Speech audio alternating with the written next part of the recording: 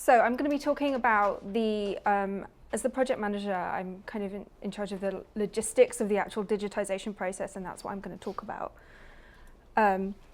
So there are two phases to the Hebrew Manuscripts Digitisation project. The first phase was funded by the Polonsky Foundation. That started in 2013. And the second phase started in the summer of this year and has been funded in partnership with the National Library of Israel, who are going to be talking more about their project later. And through both of these projects, we're going to be aiming to digitise all of the manuscripts in the Hebrew collection, or at least as many that we can digitise. And we're also creating metadata for every single manuscript, which is about 3,000.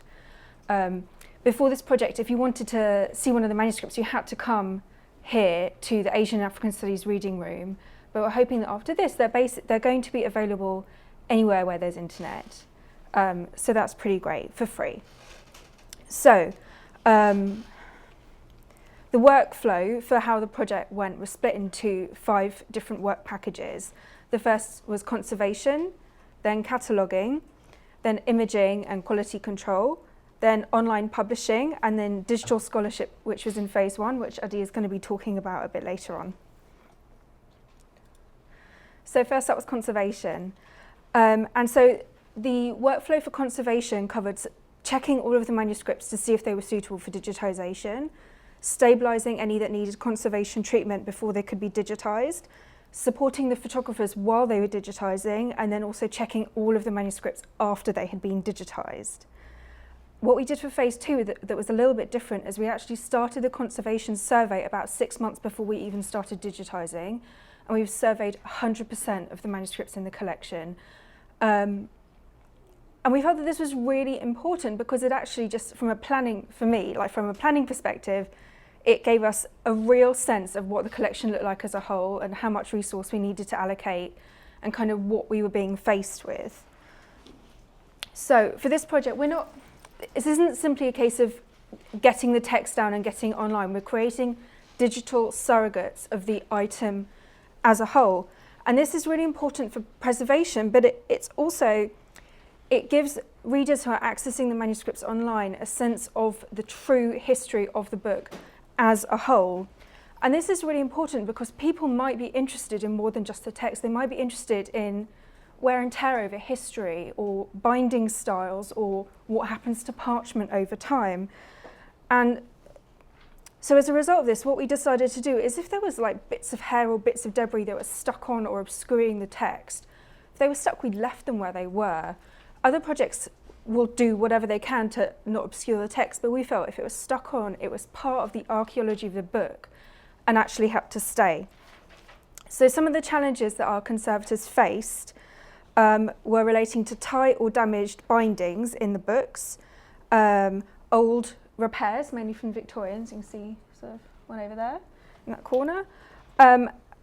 Iron gall ink damage. And iron gall ink is a natural ink that's used, I think, in most manuscripts over time. And it's the problem. It can be quite acidic. And the problem with Hebrew, especially with block lettering, is because the lettering is so thick and blocky, it can basically perforate all the way through the pages.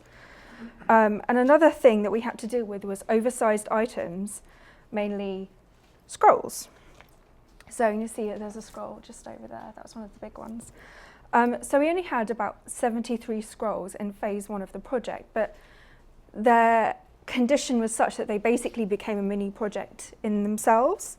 And they created a lot of challenges for handling and the photographers, which I'll talk about later. But for the conservators, they created a huge problem.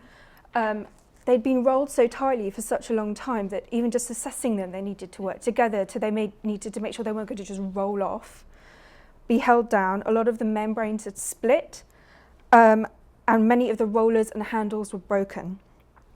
And about half of them needed intense conservation treatment.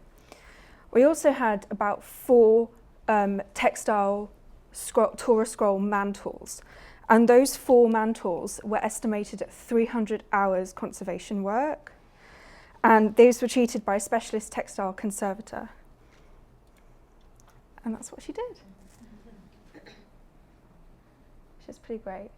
And so she's actually going to be available in lunch if you can talk to her and find out more about the project, as will the other conservators. So cataloguing. So for phase one, we were working mainly from the George Margoliouth catalogue, which was from the 19th century. And for phase two, we were working mainly from the Moses Garster collection, which was more of a hand list. And most of these records hadn't been retro-converted, put online at all. And so you really needed to see the physical catalogue if you wanted to find out what was in the collection. And so our cataloguer was working on these records, putting in detailed physical description, new bibliographic information, and also creating new records for the manuscripts that hadn't been catalogued at all. And they're catalogued in a format called TEI XML, which is then ingested into the library's cataloguing system, which is called IAMS, Integrated Archives of Manuscripts, and that's in ISA-G format. So this is just showing this is what the back end of the system looks like when we ingest the records, and then that is how the record appears to the reader when they're searching through the catalogue. There's a little bit of other metadata, mainly about rights, which is going to be added to the records once they're ingested into the library's new system, which is called the DLS, which you'll hear more of later. So, imaging. So all of the photography is done in-house in the library's imaging studio, and we've photographed about 1,600 manuscripts so far. So that's 1,303 from phase one, and just over 300 from phase two. Just under about 500,000 images so far. Technically double if you count the JPEGs that we're making as well. And they're processed using Capture One. We're creating 300 PPI uncompressed TIFFs. And that's used about 52 terabytes of storage, which is a lot. We quality control our images by checking at least 10% of images in every single manuscript that's shot. And just the quality of the images it's so brilliant. It's really, really great. And the our figures for reshoots is 0.5%, which is a testament to the amazing job that our photographers have done. So, the scrolls. So as you can imagine, these are really challenging to photograph. A lot of this was to do with their size. Some were really, really tiny, 94 millimeters long. The longest was 52.4 meters long.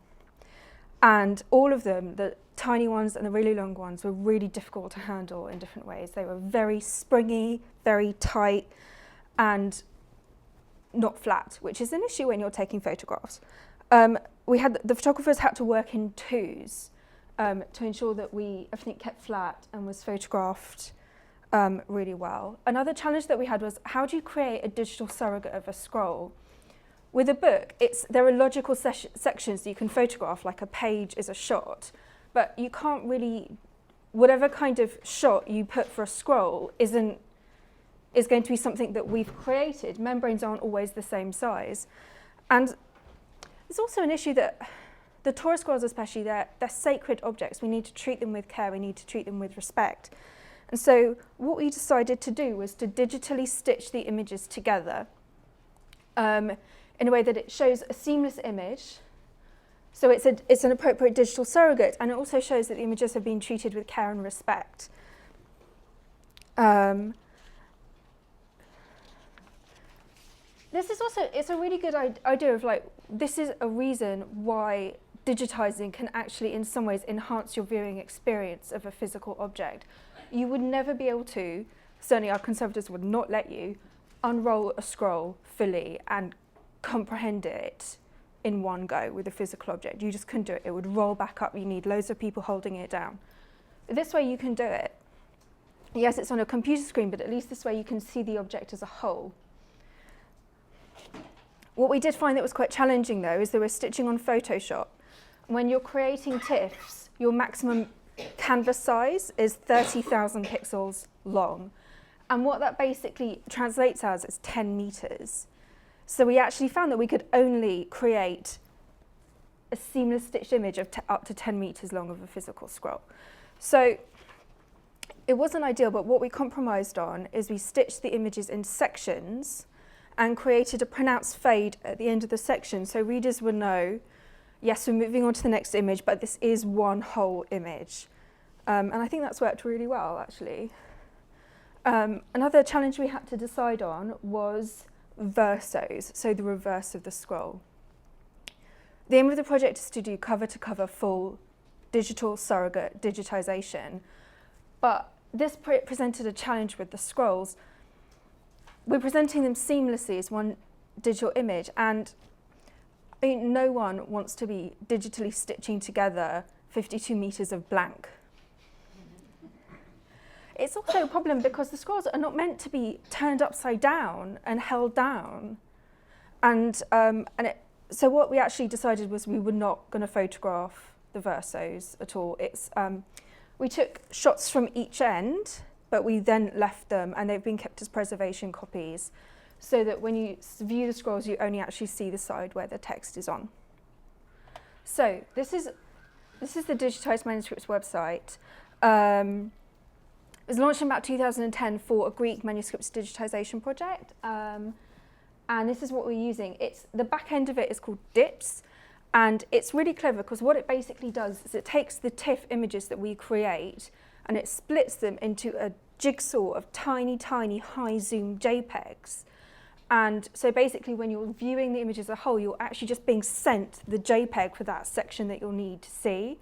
And this basically massively speeds up the process of browsing and just makes it all a lot faster. And obviously as a reader you don't see it, but I think it's really clever. And so this is what the front page looks like. And so you can search by keyword, or if you have the shelf mark for the manuscript, you can search by manuscript. And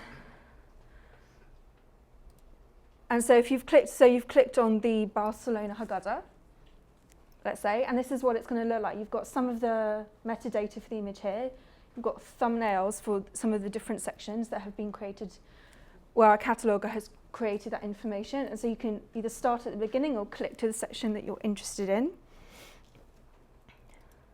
And so this is what it looks like on the viewer. So you can select if view right to left, left to right. You can also select if you want to view it as an open book or just as a single sheet. And then here you can zoom in actually really, really close and get a lot of detail. And that's it. Thank you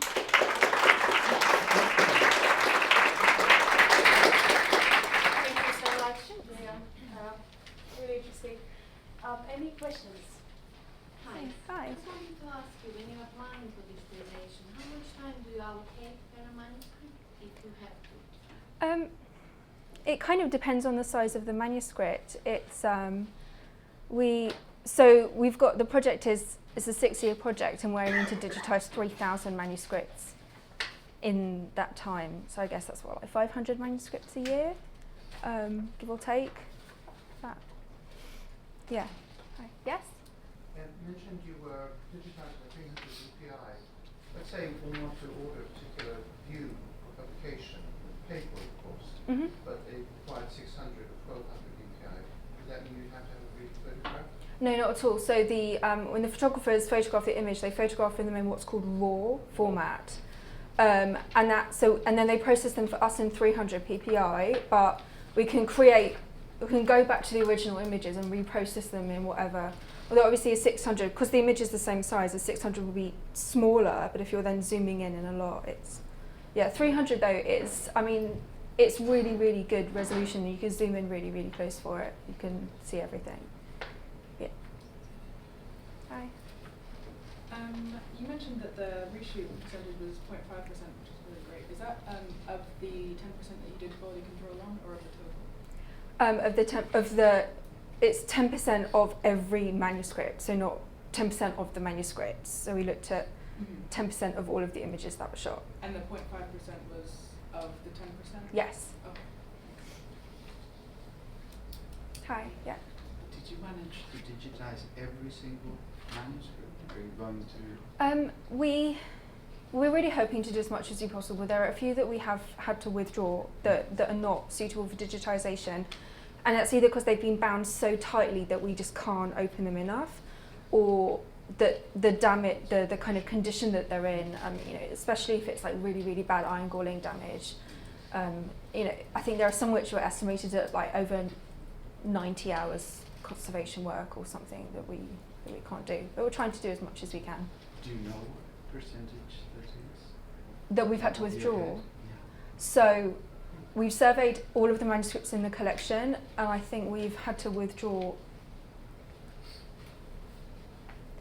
It's about 18 from phase 1, and there's like another. We're going to revisit them, maybe like another 15 or so from phase 2 that may or may not be done.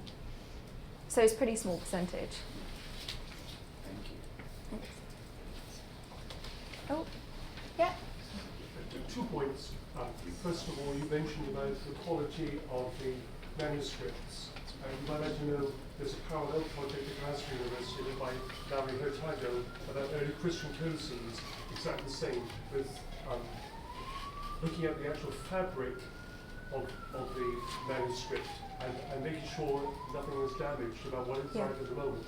The other thing is the National Library of Israel, from whom we shall be with this afternoon, they've developed techniques now about digitalizing manuscripts that are folded and can't be unfolded. You probably know that already. It's pretty great. Yeah. It's pretty fun. Is that it? Yep. Anything else? Maybe I'll ask one quick question. Okay. What would you do? What do you do differently? Now there's phase 1 is finished and there's phase 2 of digitization. What do you do differently in phase 2? What did you learn? Yeah, I mean, so the main thing that we learned was about just the conservation survey, which is why we started the conservation survey so much earlier for phase 2. It was with phase 1, it was we had to kind of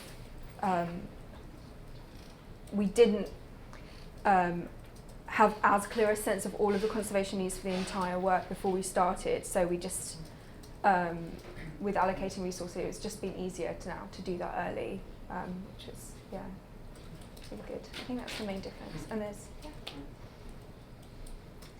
oh yeah. Perhaps I'm moving ahead, but will there be cross references to other projects such as Star Data, the project of Marquis Barthetarier in Israel, which allows you to search via script and hand, for instance? Are these sort of types of metadata which will be included in the cataloguing? Or I'm moving ahead in terms of I think so. Sorry, you know, Yeah. Could you repeat that, please? there's a project which is led by Professor Marquis Barthetarier in Star Data, which is catalogued worldwide collection of Hebrew manuscripts. And the metadata includes things like type of script, origin, provenance, a wide variety of things. Very useful site. I don't know how accurate it is now, but will you cross-reference to this in terms of certain aspects of the metadata? I mean, certainly all of that is captured in the metadata that we have. The new viewer, which we're talking about later, is going to be IIIF enabled, which is going to be much easier enabled to like comparing collections that are held in different institutions. So, yeah. Well, if there's no other questions, thank you very much. That was really